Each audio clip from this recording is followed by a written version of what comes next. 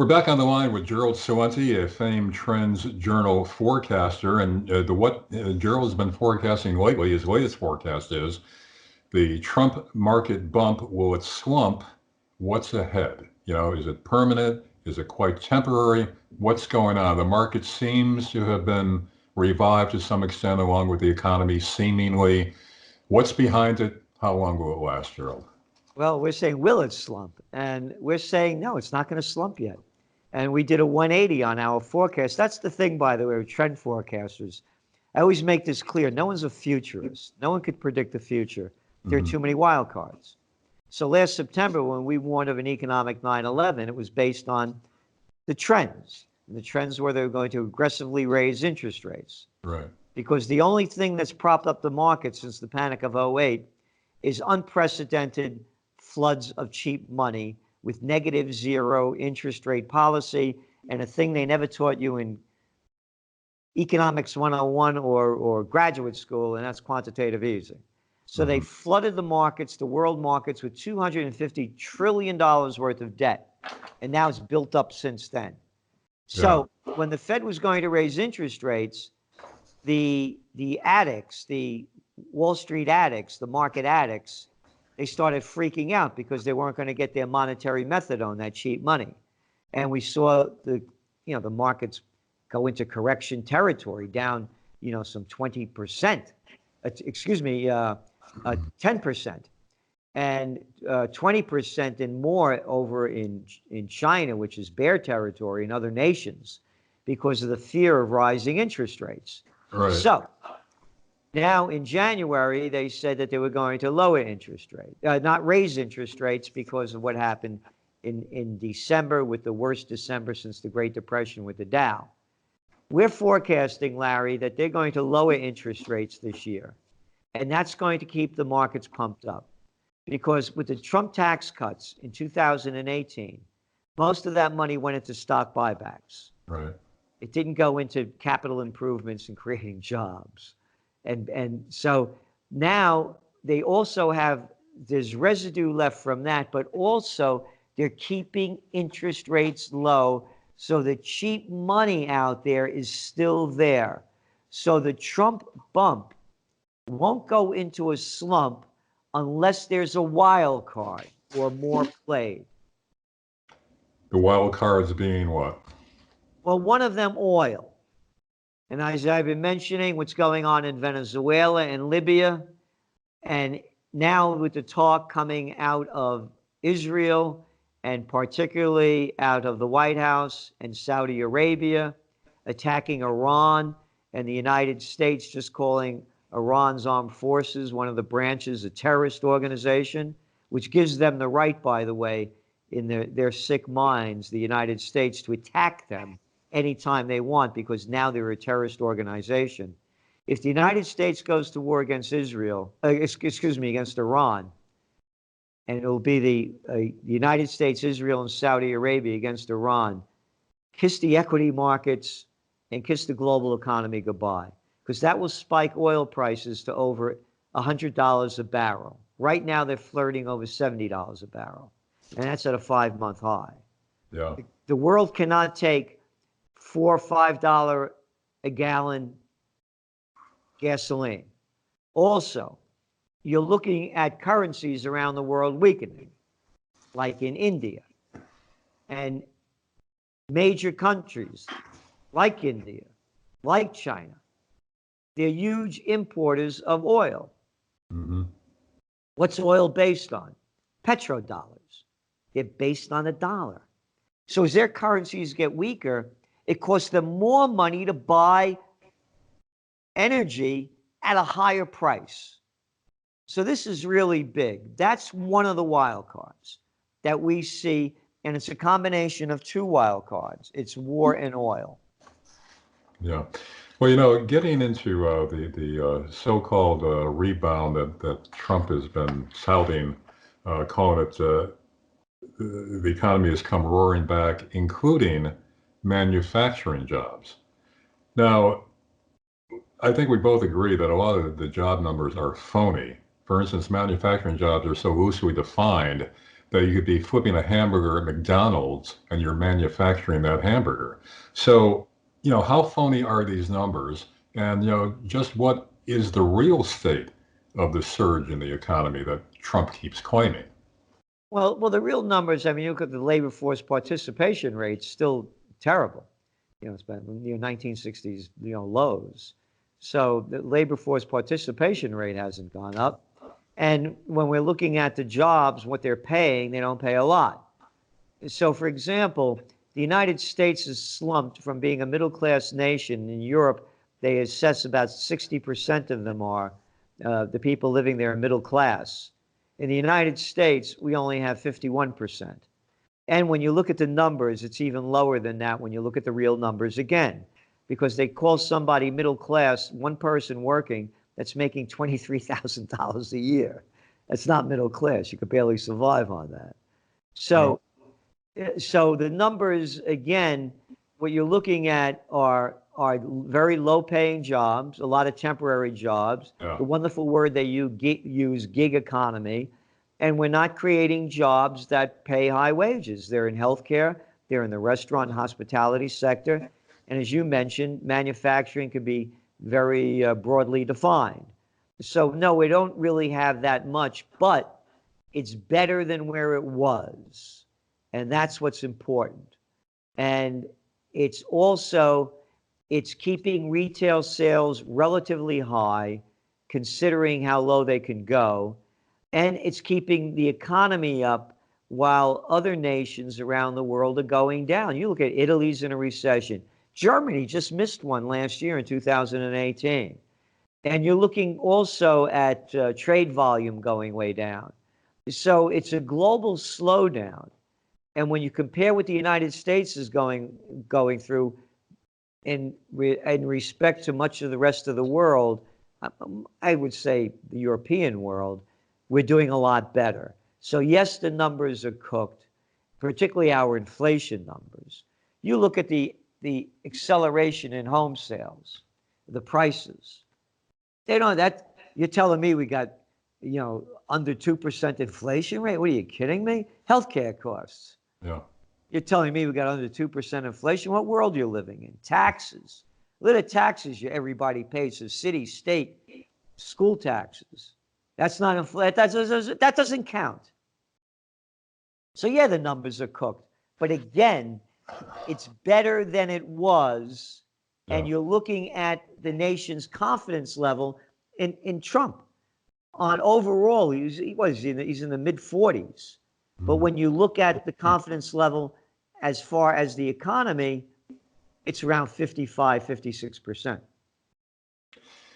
Something else that Trump has been claiming with this comeback of the economy is he's bringing industry back. Now, I don't see any signs of that the traditional heavy industry is coming back. I mean, Bethlehem Steel is a prime example of that. So do you see industrial jobs coming back, manufacturing jobs coming back to the extent that Trump claims they are? No, not at all. But again, this is something that the people want. And it goes back to talking about Bernie Sanders. Here we are talking about Trump, talking about tariffs and trade wars and bringing back jobs.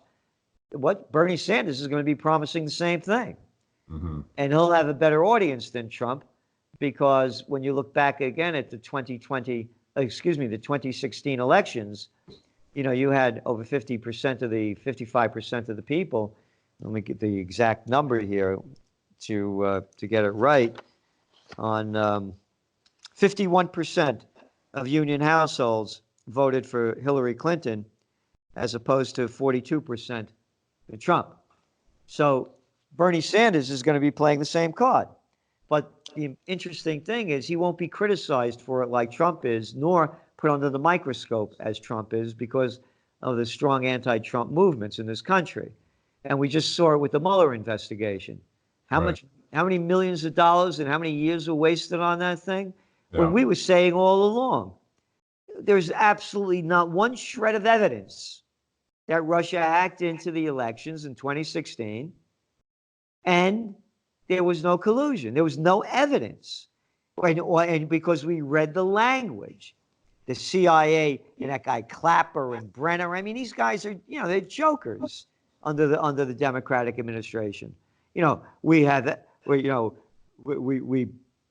believe, we assume, we conclude. Could you show me any evidence? Oh, we don't have to show you any evidence. Don't you know who we are? Yeah, We're the same people that lied you into the Iraq War. Exactly. So we knew there was no evidence. So what I'm saying to you, going back on the tariffs and trade, yeah, the nation wants it, but there's a lot of blowback. Look, the commerce, what's the name of that group? That supposedly represents businesses. The Chamber of Commerce. Yeah, the National Chamber of Commerce in the United States. National. They're all for exporting jobs overseas, so their guys can make more money by getting made by slave labor and bringing it back. 96% of the clothing that we wear, shoes, shirts, underwear, whatever, is made overseas. Well, Gerald, this leads me to my next question. No matter who's the president, no matter what the economic policies are, beyond that, is there any real hope of bringing jobs back en masse, especially manufacturing jobs, considering the wage differential between the U.S. and these third world countries where the corporations have outsourced the manufacturing component? And it's only to import back into the U.S. They went for the fast buck up front and devastate the economy. So considering the wage differential, that, how can you bring back jobs to the U.S. where it's going to cost more for labor, appreciably more for labor? You do what they did before they had NAFTA and the World Trade Organization. You just put those laws back in place, and you make it a self-sustaining economy. I get a kick out of all these liberals that say, buy local, buy local. Okay. How about build local? How about build national? How about buy national? We're a country of 325 million people. We're rich in more than just about any country in terms of human and natural resources. What do we have to buy? If I want to buy some nice prosciutto from Italy, a great wine from France, I'm all for it. But what are we doing with this other stuff? So it's go back to the Civil War. I mean, it wasn't about slavery. There's other issues involved in that. Yeah. And trade was number one. Seldom mentioned, yeah. Yeah. So that's what I'm saying. You put the laws back in place that used to exist before they sold us out. But Gerald, there's been studies that if you do that, maybe eventually you could refloat our boats domestically. But in the meantime, it's going to be very difficult to rebuild these businesses in any kind of a realistic cost efficiency. I disagree. I mean, there's no need for General Motors to get it made over in Mexico. The same cost to build it in terms of it's there already, and they're just closing them down. So, I mean, they're exporting it to slave labor countries. So, again, there may be a period of discomfort, but the nation is only going to go downhill if we keep, buying our product from Bangladesh or Vietnam and China. You know what the hypocrisy of this is to me, the biggest thing? I just mentioned Vietnam and China. Being, a guy who, grew up during the Cold War and was draft bait during the Vietnam War. Boy, those commies, Larry, we got to stop them. If we don't stop them in Vietnam, they're going to spread throughout Asia. And before you know it, those dominoes are going to keep falling and they're going to hit the shores of California. And those lousy Chinese commies, look what they did with the Koreans over there, the Korean War. Yeah, if it wasn't for those commies over there, North Korea wouldn't be there. And then, all of a sudden, after we're taught to hate them and die for them and kill because they're commies, destroying Vietnam, killing over 3 million people, nearly 60,000 of our men or boys killed, hundreds of thousands wounded, millions of their lives destroyed, and never, after coming back from that horror show, poisoning the country with Agent Orange, killing over 3 million of them. But now it's okay to do business. Yeah, I've noticed, we're friends again. Yeah, they're our new ally, aren't they, so to speak? Everything's hunky-dory. So what was the war all about? I asked. Exactly. I'll tell you what the war was about. A bunch of sick people, a bunch of people out of their minds, murderers. What's it about when it's a Parkland, a sick person? The same sick mind that murders innocent people in Parkland is the same sick mind that murders people in Libya and in Syria and in Iraq and in Afghanistan and in Vietnam. But morons, imbeciles, lowlifes, and courageless people call them Democrats and Republicans. They're the same murderous psychopaths. That's all they are. They're Boltons, they're Pompeos, they're Bushes, they're Obamas, they're Clintons, they're Trumps. But nobody wants to call them what they are. They're Johnsons, they're Trumans, they're Woodrow Wilsons, they're sick people, they're Hitlers, they're Mussolinis. But no one wants to call them that. We're bringing freedom and democracy there. That's what it is. Why can't people see that nothing is going to go to a higher level as long as we have this murderous mentality? It's no different again than any mass murderer going into a school, a factory, some sick person killing innocent people. They'll make up their own reason in their own sick minds, and we have it documented. Don't forget, Larry, Saddam Hussein has weapons of mass destruction and ties to Al-Qaeda. A strong point to end on, Gerald Celente. Thanks once again for being with us. And please, everyone listening, consider going to www.Occupy Peace, because if we don't have peace, we won't have freedom, and we definitely won't have prosperity. Before we do close, tell us a little bit more about that movement that you're behind. Well, it's the only movement in America that I know of that has an action plan for peace. Close the 800 bases overseas. Bring home the troops. You want to secure the borders? We got all these troops to do. You don't have to build a wall. Oh, and by the way, talking about building, number two, we got a third world infrastructure over here that's rotted. We don't even have high-speed rail in this country. You take a train in the city over here in New York, it's a night in Calcutta. Put the troops to work rebuilding our rotted infrastructure. Give them skills they could use when they get out. Because right now in the construction business, it's very hard to find skilled people. Is there any practical reason that they can't enact a new WPA program as they did during the Depression? That's exactly what this is, Larry. I call it the Troops Progress Administration. Is there any realistic legal barrier to enacting a new WPA? No. And as I said, that's what I want to bring the troops home. It's Occupy Peace. I call it the Troops Progress Administration. We have these millions of troops, all of this money being wasted. Let's put them to work rebuilding our country, our infrastructure. Number three, Congress has not voted to go to war since World War II. Force them to vote to go to war.